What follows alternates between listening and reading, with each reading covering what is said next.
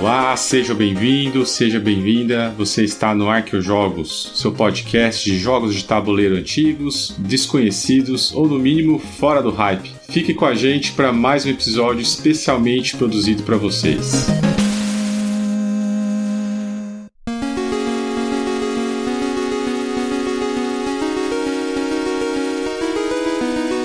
Fala pessoal, Ricardo Kist aqui pelo Arqueojogos, mais uma vez para falar de alguns jogos antigos fora do radar e que a gente gosta muito. Estou aqui com o meu amigo hoje, igual da última vez, o Felga. E aí, Felga, como é que tá? Ô Kist, beleza, cara? Estamos aqui junto de novo para falar de uns joguinhos mais antigos, né? E o que você tem jogado aí ultimamente? Cara, eu brinquei contigo aqui antes da gente começar que eu tô igual o Neymar, né? Um ex-jogador em atividade, né? Mas até que eu joguei umas coisinhas esses últimos dias, né? Uma coisa que eu joguei, que já tinha um tempo que eu não colocava na mesa, foi o Hoplomachus Victorum, né? Que é uma reimplementação daquela série Hoplomachus da Chip Theory Games, né? Eles criaram uma versão nova do jogo, eles fizeram uma atualizada em algumas mecânicas, incorporaram uma série de erratas do jogo e incluíram um modo campanha, né? O Victorum, ele incorpora um monte de elementos dos 3 Hoplomachus antigos, né? Principalmente do Origins, mas ele dá isso um cenário de campanha mesmo, né? Que você vai, ao longo de 4 sequências de 12 episódios, ao final de cada 12 você enfrenta um chefão e ao final da campanha você enfrenta o super chefe, né? Então, basicamente é um boss battler, né? Um joguinho desses de bater em chefão, que você vai evoluindo não só seu personagem, mas também a tua tropa de inimigos, né? Eu realmente nunca joguei, mas isso aí lança frequentemente esse jogo, né? Ou não? Ele até que não, você sabe, ele ficou anos sem ter reprint. Teve um recente, né? Teve um recente que eles fizeram um reprint do jogo base, né? Desse Victorum e do Remastered, né? Que é a outra versão dele. Mais uma expansão, uma série de pequenas expansões dele. Mas agora eu acho que esse jogo acabou, não deve ter mais nada, não. Não mas deve ele ter ficou mais, anos né? Fora de catálogo, viu?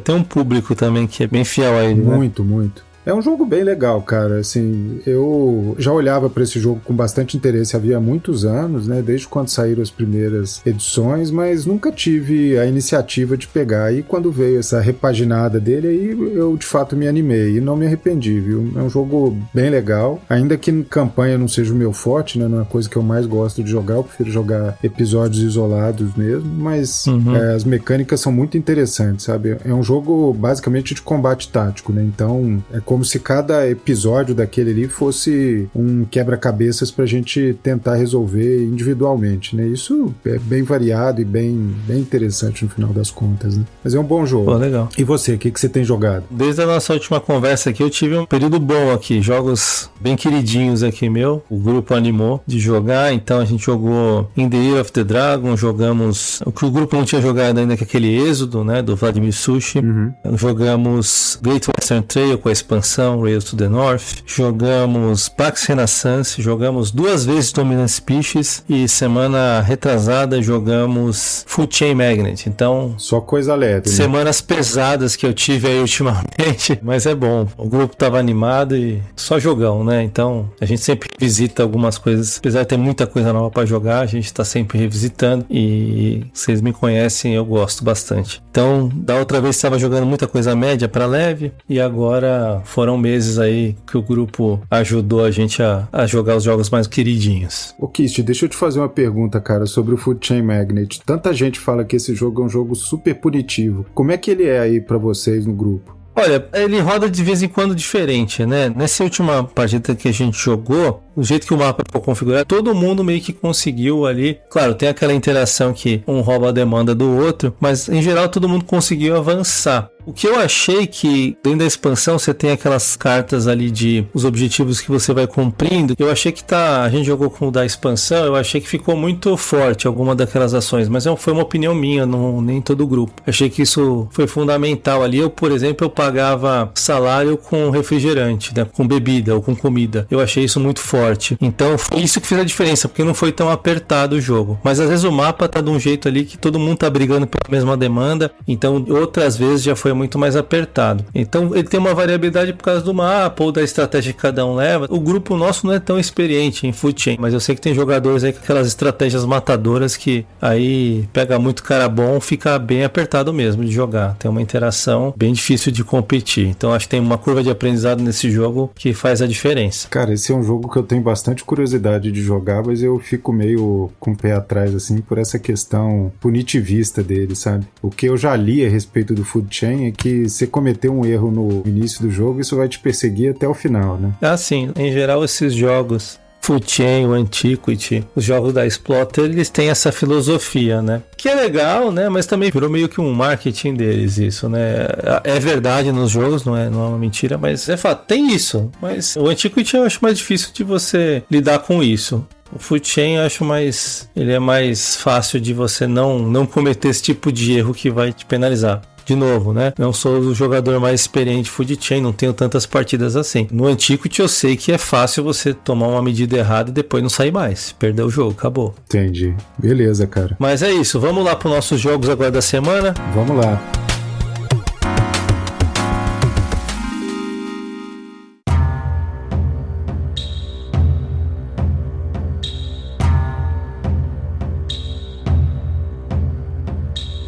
Kist, fala do seu aí primeiro. Legal, pessoal, então vamos falar do jogo do episódio. O jogo que eu tenho para falar hoje é o Nippon, o jogo do Nuno Bizarro e do Paulo Soledade, conhecidos aí pelo Madeira, pelo Zanguô, jogos da What's Your Game, que é a editora deles mesmos. Eles são portugueses, são os caras dos euros pesados, conhecidos aí no meio. E eles lançaram em 2015, nós estamos indo por 11 anos já, o Nippon, que é talvez o jogo que agrada a maior diversidade de públicos que estão aí jogando os jogos da What's Your Game. Nós temos o Madeira, né? A gente falou de punitivo agora do Food Chain, mas acho que o Madeira é um dos jogos mais punitivos que eu conheço que tem. Inclusive não vamos falar muito de Madeira porque teve a edição que foi financiado e não deu certo, né? Então pegou muito mal para a marca. Mas o Nippon, sim, teve um crowdfunding agora em 2025 de uma edição que não foi pela What's Your Game e deu super certo. Já estamos com as edições na mão. Então foi uma edição de 10 anos que eu vou falar um pouquinho dela também. Mas eu vou focar mais na edição de 2015, que é um jogo que eu venho jogando muito, tenho muitas partidas, gosto demais. É top 5 aí, fácil dos meus jogos. E tenho mais propriedade para falar no jogo de 2015. Vou tentar trazer alguma coisa da nova edição, já adiantando que pelo peso do jogo, pelo nível de complexidade, aqui não é o objetivo falar tudo sobre ele, mas é tentar despertar um pouco o interesse aí de quem está escutando a gente. Tentando contextualizar esse jogo, né? Nippon, né? Japão. Fela, quando você fala de um jogo de Japão, o que você imagina num jogo quando o tema é Japão? Ah, cara, na minha cabeça só vem o Sekigahara, né? Aquelas batalhas lá da época da unificação do Japão, tem algumas coisas da Era Meiji, mas nada parecido com o que o Nippon propõe, viu?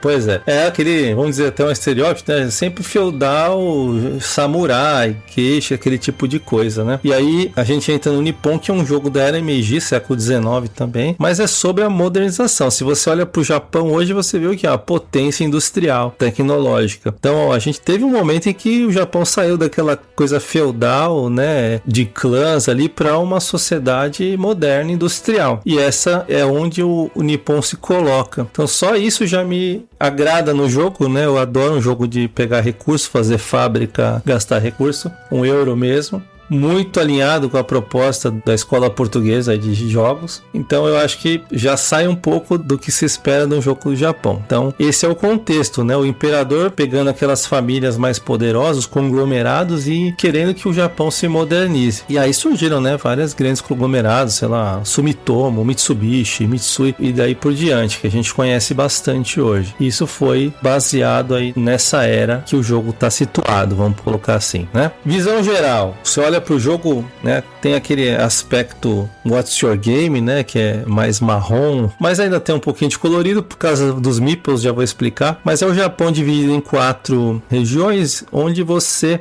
vai começar a construir fábricas e entregar para a demanda dessas regiões e com isso fazer influência, além de investir em infraestrutura dessas áreas, né? Então, basicamente eu vou construir uma fábrica aqui, vou produzir, vou entregar nas regiões para influenciar e vou competir com os outros jogadores. Estamos falando de um jogo de 2 a 4 jogadores original. Agora, na versão Kickstarter nova, o Zaibatsu, ela tem um modo solo automa, que eu não faço ideia, porque para mim esse jogo é totalmente 4 jogadores, acho que nem 3. Roda bem, tá? Em 2, 3, mas 4 é brilhante. Mas tem agora de 1 a 4 na versão com o solo do automa, que eu não testei, tá? Não vou conseguir falar hoje sobre ele. Mas deixa eu te perguntar uma coisa, porque isso daí me interessa bastante. Você acha que ele roda melhor com mais gente? Por quê? Porque você curte a pegação do jogo, né? Na verdade, né?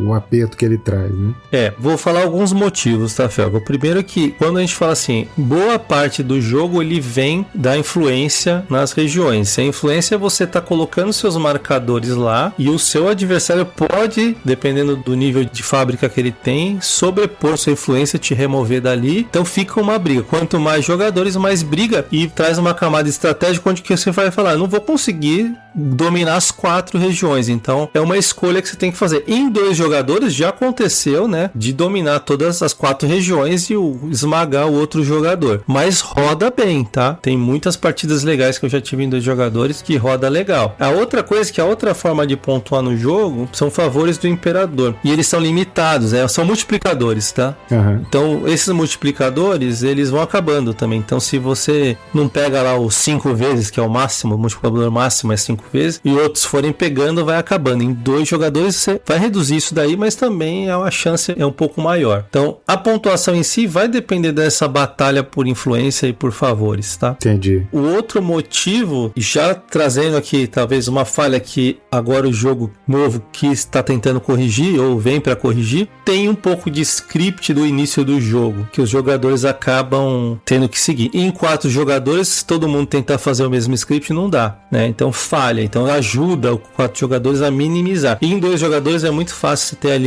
suas 3, 4 primeiras ações seguirem uma sequência melhor do que as outras. Tem 2 ou 3 estratégias ali. Então as mudanças que foram feitas aí na nova versão ajudam a tirar isso, mas se a gente olhar 2015, com 4 jogadores, esse problema ele é minimizado. Uhum. Falar um pouco da jogabilidade, então tem uma coisa bem original, eu gosto, porque é uma coleta de trabalhadores em vez de uma locação. Então os trabalhadores, em vez de estarem no seu tabuleiro e irem para o tabuleiro principal, ele é o contrário, eles saem do tabuleiro principal e vêm para o seu tabuleiro de jogador. Ou seja, se você olhar para o tabuleiro quando o jogo começa, você está com vários trabalhadores, eles estão em 6 cores diferentes, espalhados em cima das ações no tabuleiro principal. Conforme eles vão se esgotando, o jogo vai mudando de era, vamos dizer assim, né? Uhum. Então isso é o contador do jogo. E você tem uma reservinha ali, a hora que acaba essa reservinha, você vai pulando de era, enche de novo, todo mundo joga, a hora que acaba vai pulando, tem 2 pontuações intermediárias e uma final. Então é uma coisa diferente, então conforme você vai pegando o trabalhador do tabuleiro, você vai poder fazer uma das 2 ações que está abaixo dele. São 5 espaços, né? Dividido em 2, 2, 2, 2, né? 8 e uma final, são 9 ações, que é justamente a parte de entregar nas regiões. Então isso que vai meio que contar o jogo. Outra coisa legal, conforme você tira os meeples do tabuleiro principal, põe no seu, você vai completando espaços no seu e tem um limite, que você pode querer ir até o máximo ou não, mas você escolhe a hora da fase de consolidar, a hora que você fala, para, eu quero limpar aqui meu tabuleiro. E essa fase de consolidação você vai pagar salário, e é ali que você vai ganhar um favor também do imperador. E aí tem um trade-off que você faz, né? Porque se você pega muitos, são 5 no máximo espaços, a chance de você pagar muito salário é alta, porque cada cor que muda de meeple que você pega, trabalhador, você paga um salário a mais. Se você conseguir pegar todos da mesma cor, perfeito, você vai pagar lá 3.000 ienes. Mas se você pegar os 5, um de cada cor, você vai pagar 15.000 ienes. Só que se você completar até o 5º, você vai conseguir pegar o favor do imperador, do multiplicador 5. Senão você vai diminuindo, entendeu? Até o multiplicador 3 ou 2, né? Entendi. E o legal é que você faz essa gestão. Essa fase de consolidação é individual. Eu posso estar consolidando e você ainda está jogando. Então, não necessariamente todo mundo faz essa fase de consolidação que vira uma manutenção, né? Pagamento, pegar o favor. Então, isso é uma gestão totalmente sua. Essa liberdade é legal e ela é totalmente estratégica no jogo também. Quando eu quero consolidar rápido, tem momentos que eu vou fazer 2 ações, vou consolidar. Ah, não, vou fazer 5 para consolidar. Então é uma gestão durante o jogo bem interessante que traz. E falando do aspecto punitivo que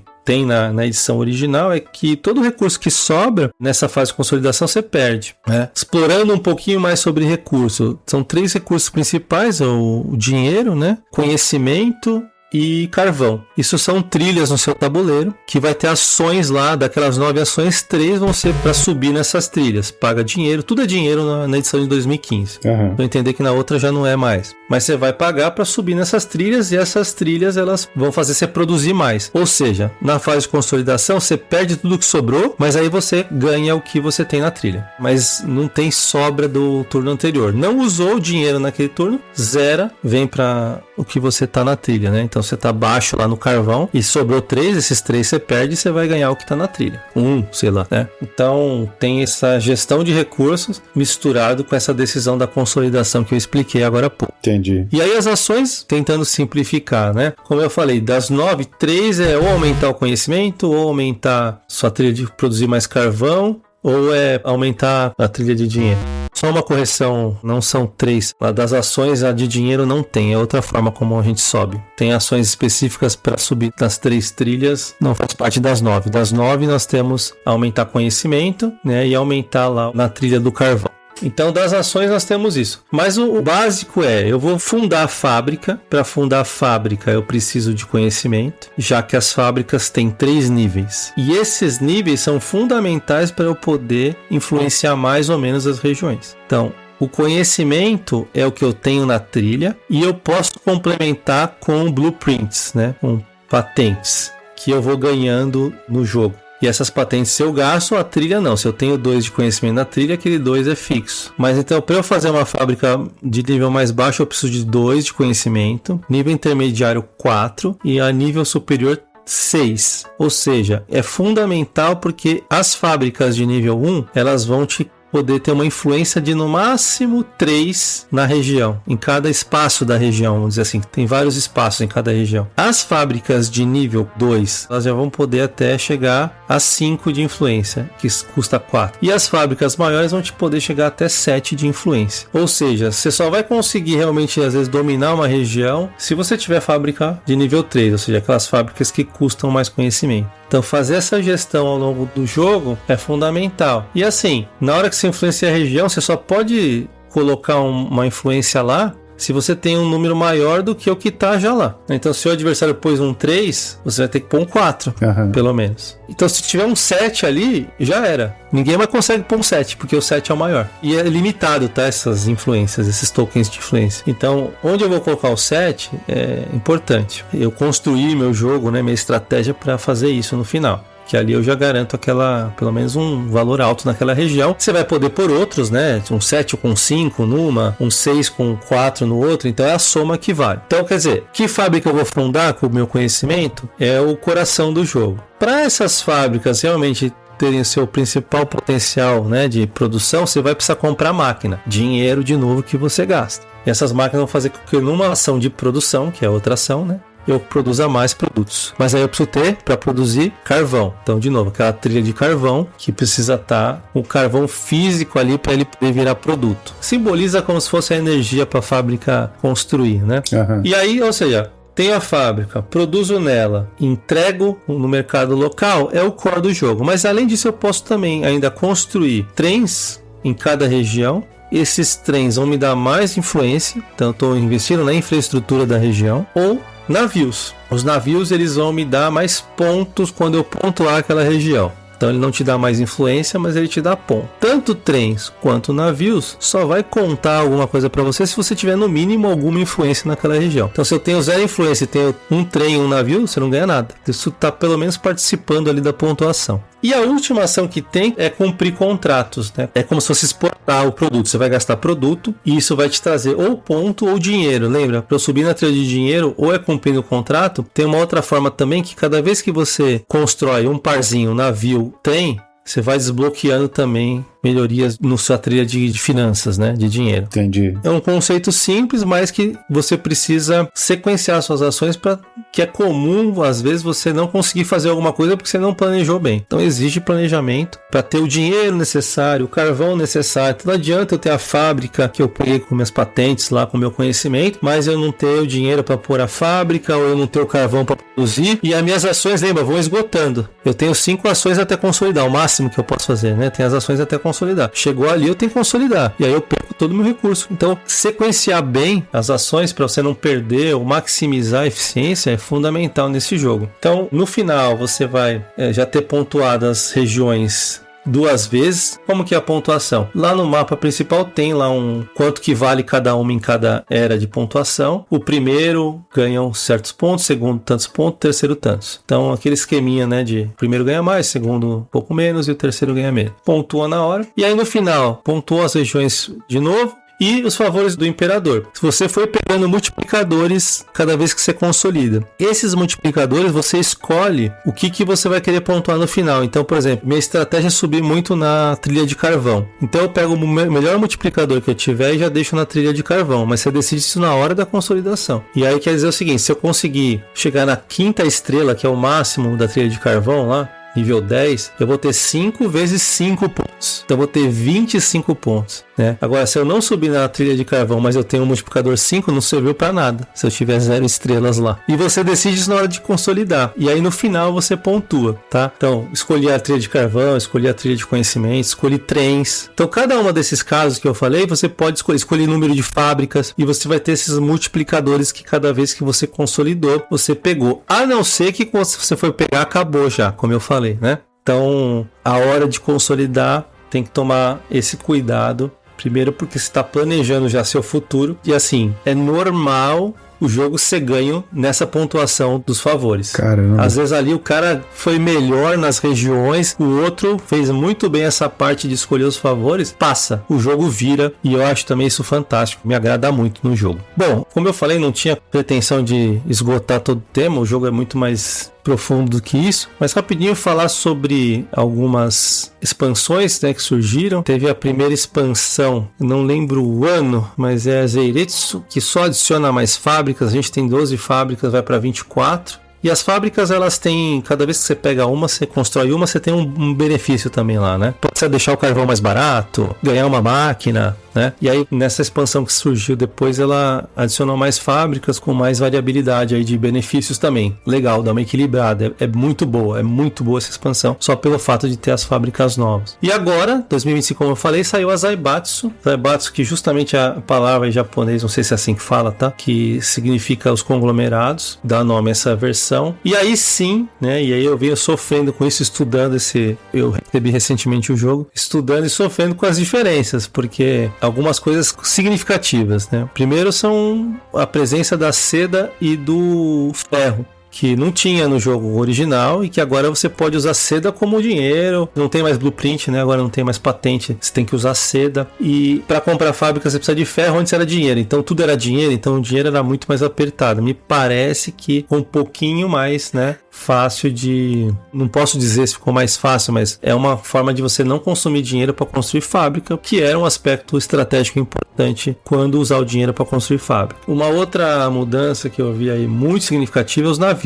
Os navios antes você usava para pôr numa região e ganhar ponto a mais naquela região. E agora eles, quando você constrói, você põe num tabuleiro específico que tem uns trabalhadores especialistas que vêm para você. Uhum. E aí tem uma trilha de trabalhadores especialistas. Conforme você vai completando elas, você vai poder, na fase de consolidação, ganhar bônus. Ganhar um seda, ganhar um ferro, alguma coisa assim. Então isso mudou bastante, na minha opinião, né? Essa função dos navios. Então ele tem um novo Latrec que você precisa cuidar. Tem novos contratos. Antes os contratos era produção, né, das fábricas para ganhar ou ponto ou subir na trilha de dinheiro. Agora eles podem te dar carvão, pode te dar recurso, pode te dar seda. Pelo que eu vi lá, então os contratos de exportação você ganha uma variabilidade maior de coisas. Deve ajudar também aí para balancear um pouco o jogo para os jogadores mais experientes não deslancharem. E os bônus de região, eu acho que eu não comentei, mas cada vez que você entrega numa região, você ganha um bônus. Por exemplo, uma região te dá blueprint, outra região te dá dinheiro, outra região te dá ponto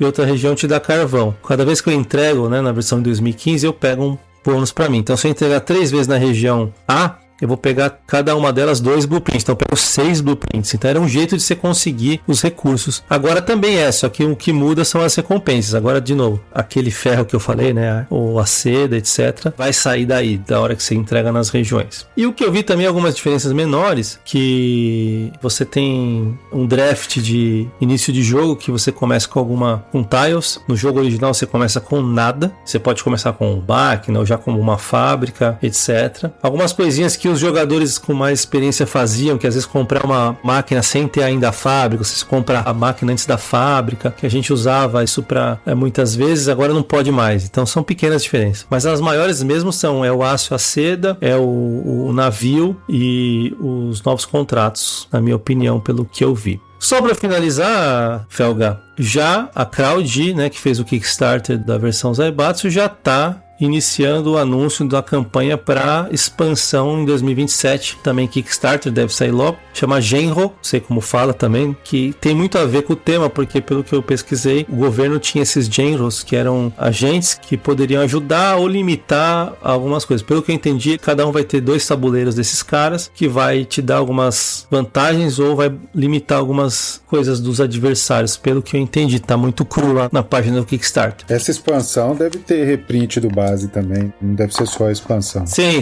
você compra o Zaibatsu e já compra o Genro junto. Tá para iniciar a campanha pelo que eu vi, então é mais uma expansão aí, vão aproveitar que eu acho que foram $400 mil que levantou essa versão 2025. Então foi sucesso, né? Então eles devem aproveitar e já sair com essa expansão. E é isso, de novo. Nippon, suspeito para falar. Eu adoro esse jogo. Recomendo muito jogar 2015. Muita gente vai acabar jogando só 2025, ok. Mas recomendo também, principalmente se você gosta do euro com aperto, com gestão de recurso. Jogue a versão 2015. Aliás, tem no BGA, tá? Quem joga online, grande vantagem, tem no BGA. Experimente lá e depois joga a versão aí 2025. Mas de qualquer forma, conheça Nippon, é um jogaço, sou bem suspeito para falar. E é isso, Felga, da minha parte. Ô Kist, deixa eu te fazer umas perguntas sobre o Nippon. Pode falar. Antes de eu passar lá pro Marco Polo. Eu acompanho esse jogo meio à distância, mas por curiosidade mesmo. Eu sei que foram lançadas 2 versões aí do Kickstarter, né? Que uma veio pela Grok, que parece ser uma edição mais simples, e tem uma edição luxuosa, né? A versão do Imperador. Qual que você pegou? Eu peguei a importada, mas peguei a simples também. Ah, entendi. Pelo que eu entendi, é só detalhe, assim, né? É pintura de peça de madeira, coisa no tabuleiro. Não tem nenhum elemento de jogabilidade diferente. Não tem. Então, acho que essa da Grok aí, que tá aqui no Brasil, de verdade, o valor não tá caro para quem quer comprar aqui nacional. Compre da Grok. Tira o chapéu para eles por terem trazido. Acho que comprem e a nacional importado você vai pagar mais caro, como eu paguei, e mesmo quem comprou no Kickstarter deve ter pagado aí essa versão. Quem quis comprar, né, trazer por outros meios essa versão, acho que pagou bem mais caro ainda. É isso aí, então, né? Legal, Felga. Esse é um jogo que eu tenho bastante curiosidade, cara, bastante mesmo. Espero algum dia ter a oportunidade de jogar ele com toda a calma, sabe? Não, você não vai se arrepender. Bom, vamos lá pro jogo que eu resolvi trazer? Vamos lá, qual o seu jogo? Cara, o jogo que eu escolhi trazer foi o Viagens de Marco Polo. Foi um dos primeiros jogos que fez sucesso lá dos italianos, né, do Daniele Tascini e do Simone Luciani. Para minha surpresa, quando eu resolvi olhar para esse jogo, ele já tem 11 anos que foi lançado. Parece que foi ontem, né? A gente que tá ficando velho no hobby, pois esse é o problema. Eu lembro quando esse jogo saiu em Essen, cara, e foi um sucesso danado, né? E assim, eu gosto pra caramba desse jogo, sabe? E eu gosto dele, assim, em linhas gerais, o que é, né? O Marco Polo é um jogo que mistura um pouco de alocação de trabalhadores com draft de dados, né? E draft não, mas com dice placement, como alocação de trabalhadores e gestão de recursos, né? Tem uma mecânica de de cumprir contratos também, que é uma das principais mecânicas do jogo, né? Mas a gente tentar encaixar o Marco Polo dentro dessas caixinhas é bem difícil, porque na verdade ele é uma grande saladinha de pontos, né? Você pode arrancar pontos de todo lugar, né? Tanto cumprindo contratos, quanto fazendo viagens e às vezes até por meio de algumas ações, e é um euro médio desses bem padrão, né? É um jogo que você consegue explicar sem muita dificuldade, mesmo para os não iniciados, né? E a gente consegue, depois de uma ou duas rodadas, fazer todo mundo entender esse jogo muito bem. Para mim, cara, esse jogo ele tem uma coisa que é matadora, assim, que é o que eu acho definitivamente incrível no Marco Polo, que é o fato dele ser absurdamente quebrado, né?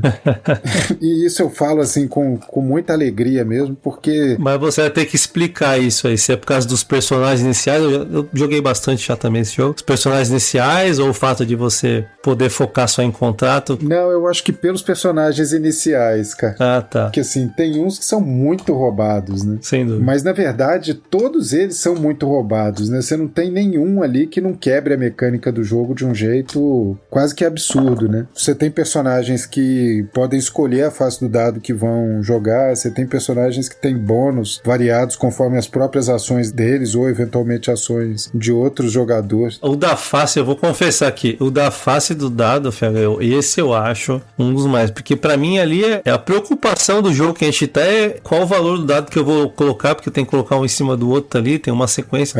Esse que você escolhe a face, esse é o campeão, é o concurso pra mim do jogo aí. Cara, eu joguei esse jogo com um grupo de amigos certa vez, e eu tenho um colega que se intitula a pessoa mais azarada do mundo, né? Certo. Esse cara, com jogos de dado, historicamente, ele sempre se ferra, né? Mas ele conseguiu, com rolamentos bem ruins, conseguiu ganhar esse jogo várias vezes jogando conosco, né? Então, assim, embora você tenha um impacto principalmente com relação aos recursos e as viagens no Marco Polo por conta do número de dados, né, você tem aquele mecanismo de ganhar alguns itens adicionais, né, se eu não me engano, ouro e camelo, quando você tem rolamentos ruins, né. Então, esse cara saiu muito na frente com isso, né, porque ele acabava tendo muitos recursos em função de rolamentos ruins. Eu acho que esse jogo ele tem bons mecanismos para mitigar esse aspecto da sorte, sabe? Dá para você encontrar saídas variadas pra ele, né? Concordo. Só já adiantando, é um jogo que eu sou de médio pra ruim, tá? Esse aqui? Nossa, dificilmente, se eu ganhei uma vez foi muito nesse jogo, cara. E de fato, né, às vezes você fica achando que precisa dos valores específicos ali dos dados e não, você consegue manobrar sua estratégia mesmo com o que sair ali. Acho que saber lidar com isso é mais importante do que ter uma sorte de rolar os valores que você pensa, né? Exato, exato. Ele tem um aspecto muito estratégico, né, por um lado, né, que você escolher o caminho que vai seguir, né, se você vai viajar mais, cumprir mais contratos, se você vai ficar mais na gestão de recurso. E por outro lado, ele tem um aspecto muito tático, né, que é determinado basicamente pelo que você tem à disposição naquela rodada em si, né, pelos seus rolamentos de dados. Então, eu acho que ele oferece um desafio muito interessante nesse sentido, né? Esse jogo ele tem algumas expansões, né? Tem duas expansões pequenas, uma com outros personagens, né? Que a meu ver é a melhor expansão desse jogo, agrega bastante coisa. Tem uma expansão de cartinhas, que são os New Paths, né? Novos caminhos, que traz uma nova forma de pontuar e, além disso, de você se deslocar no mapa. E ele tem uma expansão grande que eu sempre vejo ela aí no mercado, mas nunca me interessei muito por pegar, que é a Mercadores de Veneza, que acrescenta um outro tabuleiro e algumas coisas novas para o jogo. Eu não me lembro se ela aumenta a contagem de jogadores em mais um, eu acredito que sim. Mas eu pessoalmente acho que aqui só o jogo base já é mais do que suficiente para você ter satisfação garantida, sabe? Então, se você encontrar esse jogo por um preço razoável, ele é uma ótima pedida para quem curte um euro médio. A gente tem uma segunda versão do Marco Polo, né, que é o Marco Polo 2, que ele utiliza basicamente as mesmas mecânicas do primeiro, mas com um tabuleiro um pouco diferente, algumas ações diferentes. Eu acho que ele ganha em alguns pontos, perde em outros, mas no geral é um jogo bem parecido, né? Existe até um mecanismo de você jogar os dois jogos em sequência, né? Eu acho que aí vai um pouco da sua preferência pessoal. O Marco Polo 2, ele me dá a sensação de ser um jogo um pouquinho mais frouxo do que o primeiro, mais permissivo pro erro, vamos dizer assim, mas os dois são bastante gostosos de se jogar, né? E um ponto interessante desse jogo, uma coincidência, até por isso a gente resolveu trazer eles dois juntos, né? O Nippon e o Marco Polo, é que o Nippon teve um reprint agora numa edição aprimorada e o Marco Polo vai ter, né? O Marco Polo vai ter um reprint pela Board and Dice, não sei se esse ano ou no próximo, um Kickstarter que vai... De 2015 ou de 2019? Vai ser tudo junto, cara. Vai ser um Kickstarter com os dois jogos juntos, todas as expansões e novo conteúdo, que eu acho que é o modo solo e mais algumas coisas, né? Para esses dois jogos não tem um modo solo oficial por enquanto, né? Mas tem um modo solo do Mauro Gilbertoni, que é o cara que fez o modo solo do Gran Austria Hotel e fez um modo solo excelente pro Brás, também não oficial, e ele tem um muito bom que tanto pro Viagem de Marco Polo quanto pro Marco Polo 2, a serviço do Khan. Então é uma opção para quem quer jogar sozinho esse jogo também, poder utilizar esse modo solo não oficial, que demanda a impressão de algumas cartinhas e um tabuleiro, mas ele é altamente funcional e é diversão garantida com uma competição boa, sabe, sadia. E não tem nenhum modo solo do David Turczi, né, porque eles fizeram bastante trabalho com ele também, né, mas foi mais pra frente. Essa edição que vem agora da Board and Dice vem com o modo solo do estúdio dele, não dele especificamente, mas do estúdio dele, né. Que é uma coisa que eles têm feito bastante, né? Que o Turczi mesmo não está trabalhando diretamente, mas supervisiona o trabalho do John Albertson e do David Digby, que já fez modos solos para outros jogos, né? Então, eu acho que deve vir coisa bacana aí, né? Eu não sei a quanto vem essa brincadeira, certamente não vai ser barato, né? Não vai ser barato, é um jogo que é bem querido, né? Com certeza. Além da fama dos autores, né? Para mim, o Luciani com o Tassini é a melhor dupla italiana. Quando eles se aventuraram com outros, para mim não teve o mesmo poder de entrega, né? Tanto é que em 22 eu comprei, quando eles lançaram o Tileton, eu comprei esse jogo e ele é excepcional.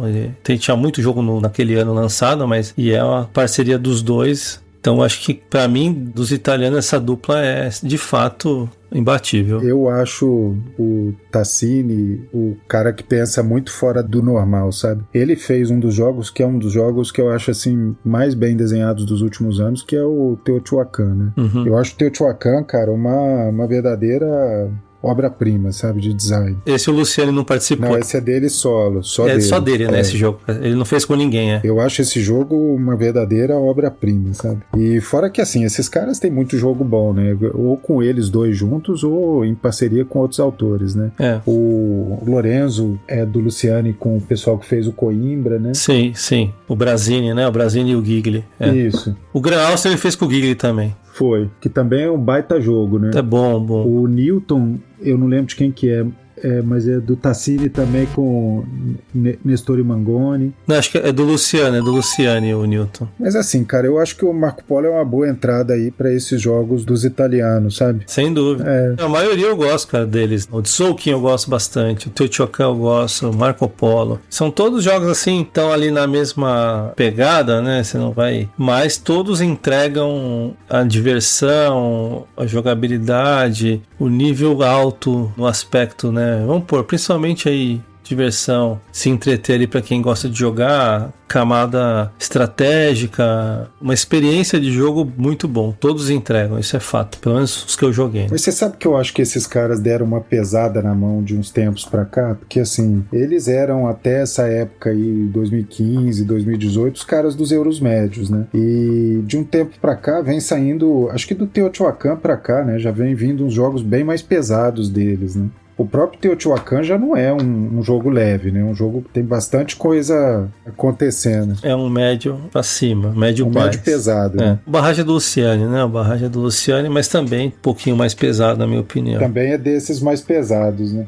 Então eu acho que eles vêm pesando mais a mão aí nos últimos anos, sabe? Não é bem o que eu mais curto, não. Eu gosto desses euros médios bem encaixadinhos mesmo, mas acho que os jogos deles, na verdade, são todos muito bons, né? Não dá pra gente falar nada de nenhum deles, né? Não dá pra você falar, não quero jogar, né? Não. Sempre que tá na mesa, você vai querer jogar e você vai se divertir. Certamente. E aí, cara, do Marco Polo, basicamente era isso que eu tinha pra trazer, viu, Kist? Porque é um jogo razoavelmente batido, né? Tem bastante review dele aí na mídia, mas que eu acho que tá meio esquecido, viu? Tomara que o KS sirva pra reavivar a memória do povo, né? Eu acho assim, lá pra 2020, né, como ele tinha sumido um pouco, assim, não sei se as cópias, e saiu o 2, aí o 2 acabou vendendo mais, né, tendo mais cópias aí disponíveis, que, como você falou, né, é muito similar, mas não é exatamente igual, né? É, o copia, mas não faz igual, né? Lembrar, acho que assim, até nós aqui como Arqueojogos, lembrar que é um jogo de 2015, tá indo pro seu 11º ano, vale a pena, e ainda mais que vai sair agora uma versão, vale a pena quem já jogou jogar de novo, né? Eu mesmo acho que faz uns 4, 5 anos que eu não jogo, mas que é um jogo que vale a pena revisitar, que provavelmente você vai ter uma experiência melhor do que muito jogo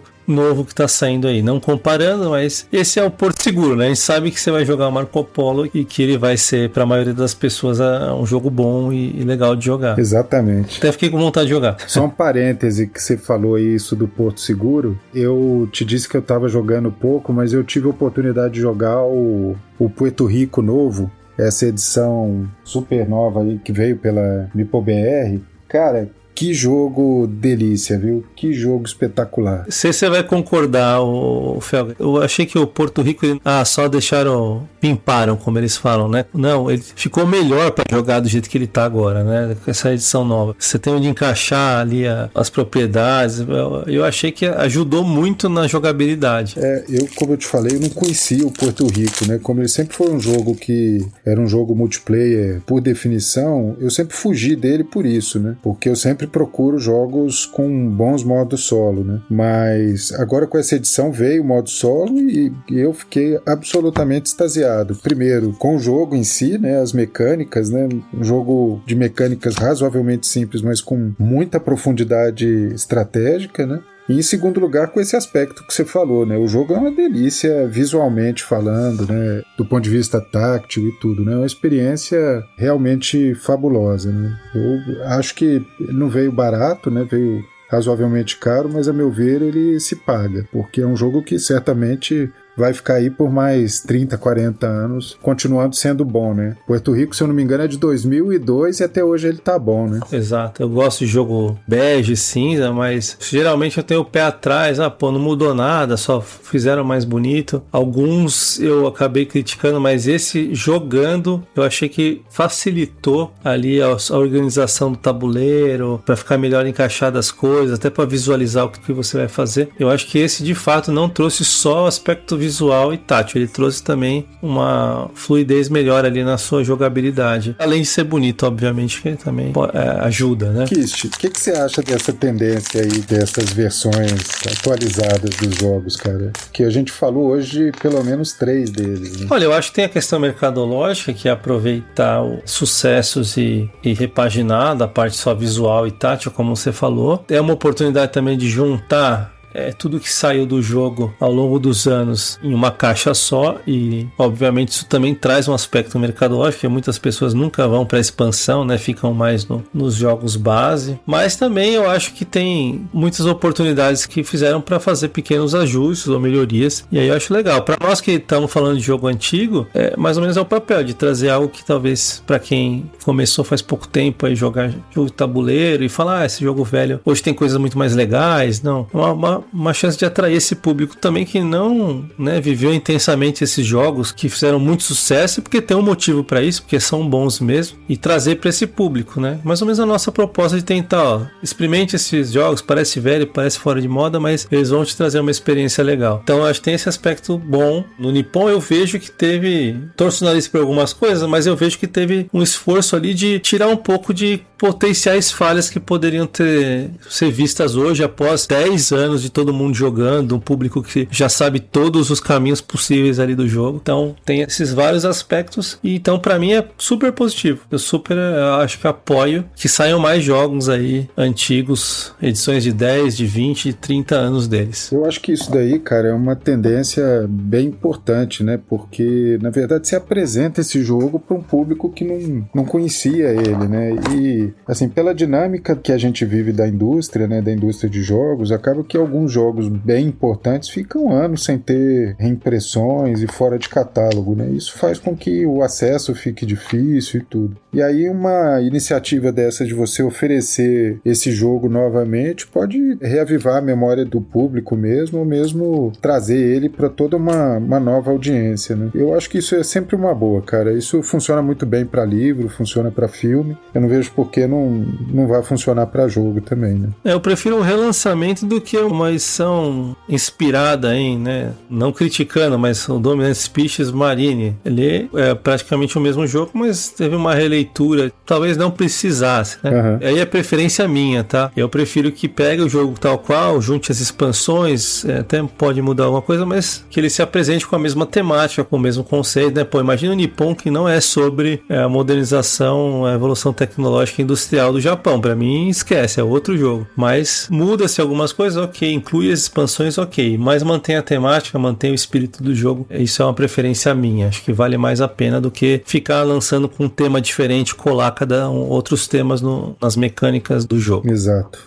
Acho que é por aí mesmo. Exatamente a mesma opinião que a minha. Legal, Felga. Acho que valeu esse nosso reencontro aqui. 2 jogos de 2015, 11 anos já, e super recomendável. Eu agradeço você aí por mais essa participação, agradeço todo mundo que escutou aqui. Espero que vocês encontrem esses jogos em breve, experimentem. Podem deixar os comentários, podem procurar a gente. E é isso, agradeço a todos. Um abraço aí. Valeu, gente. Muito obrigado por vocês terem ouvido o podcast. E, por favor, joguem, né? E tragam seus comentários pra gente, tanto lá no Spotify, ou se vocês quiserem, no nosso grupo de WhatsApp. Um abraço, viu? Valeu, Kist. Obrigado.